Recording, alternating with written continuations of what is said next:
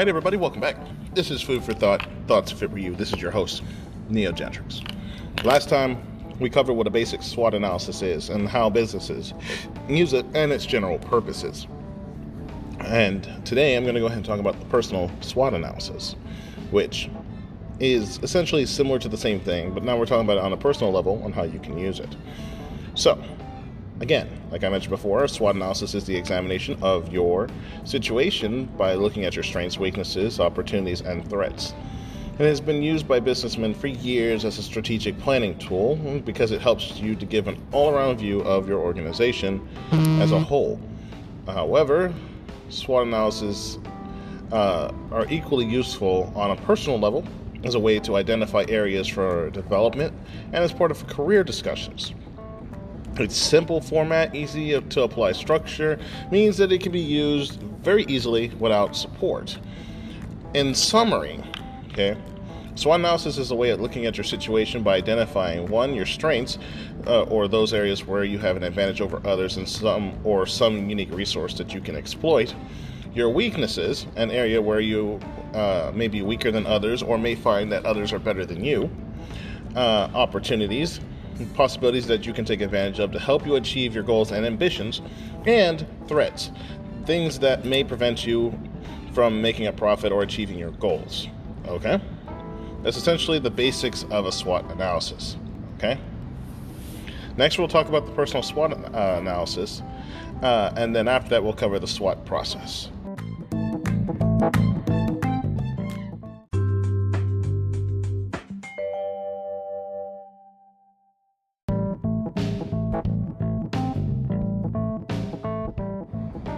All right, everybody. So, a personal SWOT analysis. A personal SWOT analysis is very similar to one for business, except that you focus on yourself and your goals. Personal SWOT analysis, however, may be more useful if you focus on a specific goal or problem that you want to address. This is because we all have a number of very diverse goals. The skills and attributes that may help us towards one's goal may be irrelevant or even a weakness in other contexts. A threat in one context could be unimportant in another. It just depends on how you look at it. Okay? As such, you can use it, therefore, in a wide variety of different circumstances based off of what you're using it. So, to begin with, the SWOT process. Number one, I want you to identify the goal that you want to achieve. If you can't do this, there's no point in moving forward any further. It's important to be as specific as possible and be clear about the timing, that is, when you wish to achieve your goal, and also how much or how you will know when you have achieved it, such as your success criteria, if you will. If you have not identified any goals, you should probably do so as soon as possible. Now, if you need help with that, I have a podcast covering setting personal goals.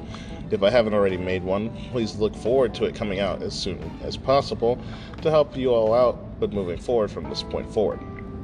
Now, thinking specifically about that goal, number two would be identifying the personal strengths that will help you to achieve it.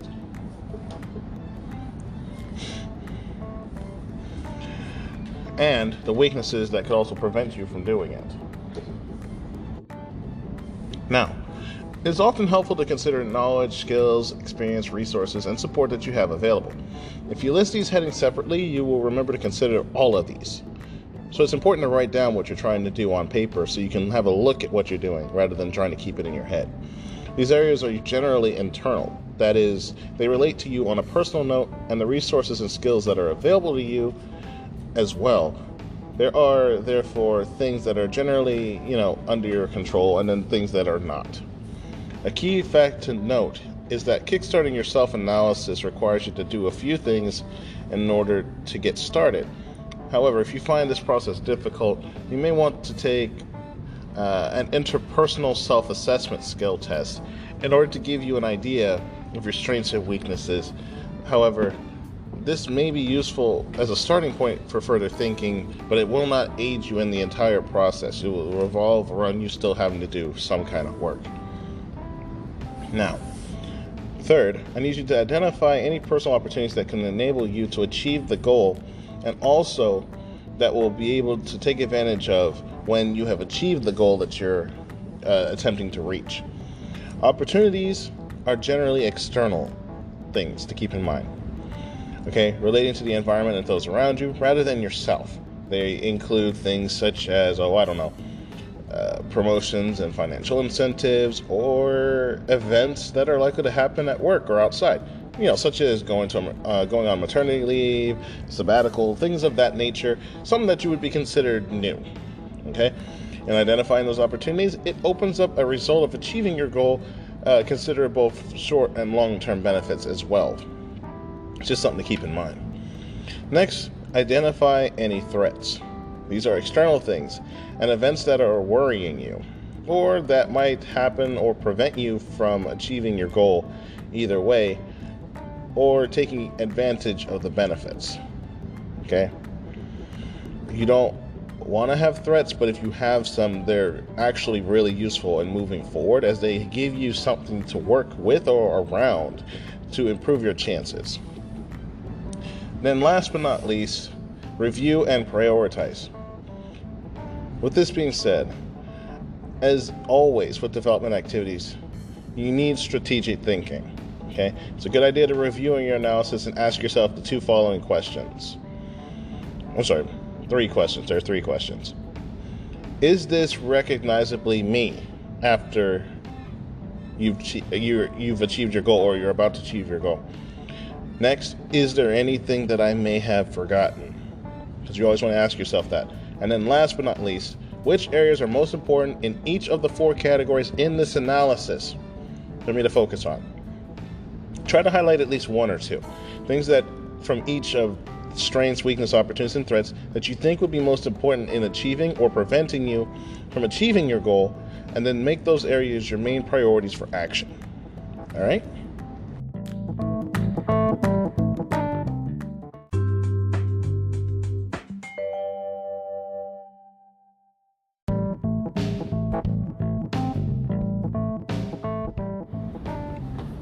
All right, so in closing, using a personal SWOT analysis, okay? It's a very useful tool in working out what you want to get from mentoring or anything else. It is also, however, very much more widely applicable, and you can use it to help you analyze any personal development or learning situation.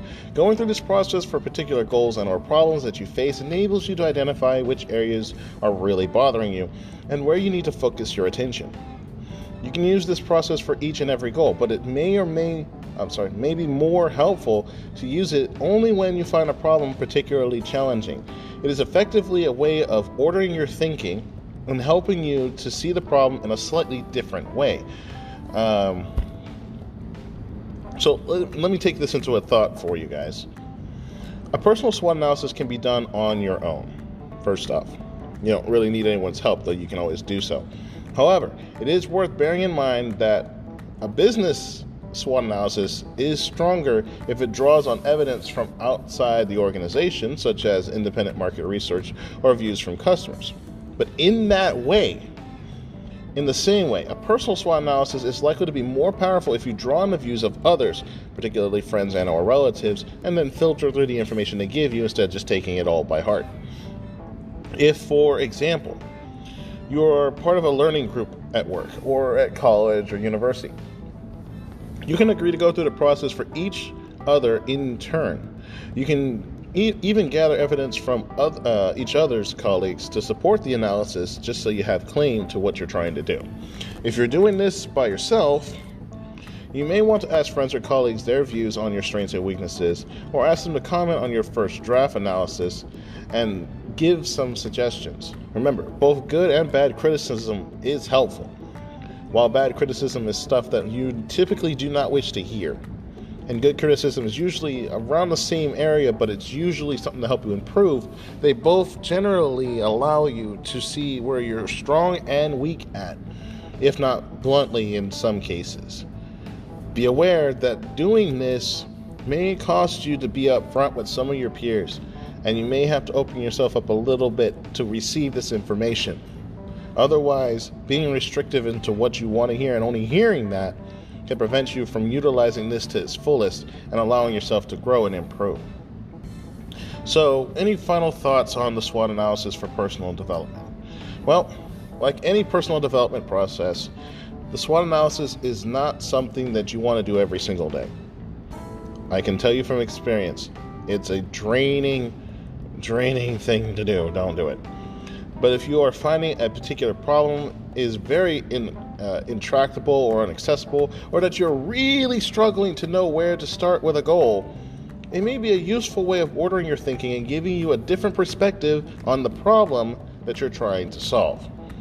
Okay, keep this in mind. The SWOT analysis, while simple and effective, is only useful if you truly wish to utilize it to its fullest and you're really willing to receive the information that you're getting, whether from you, someone else, your boss, your friend, your uncle, or your girlfriend, or your spouse. It doesn't matter who. Because typically the information coming in is not always going to be positive. Expect negative feedback, but take it with a grain of salt. Write everything down. Don't write down the person who said it. Write down everything, good and bad. Then take it back and look at it and analyze everything. When you take away the person who said what, it makes it a lot easier to analyze where the problems are. But you have to be honest with yourself. You need to know, this is where I'm faulty at, this is where I'm weak at, this is what I don't know, and this is what I need to improve. Whether it be relationship-wise, your personality, how you treat people, doesn't matter. If you're looking for help with those, I think I covered them in the podcasts previously. So feel free to go back through my previous podcast for personal development. I'll be covering more topics in the future, and as well as business skills. However, I want to make sure I make this note clear. All right? I want to thank you guys for listening. This has been Food for Thought, Thoughts If It Were You. This is your host, Gentrics, signing out on personal SWOT analysis for personal skills. Tune in next time. We'll be talking about dealing with failure. Enjoy the rest of your day.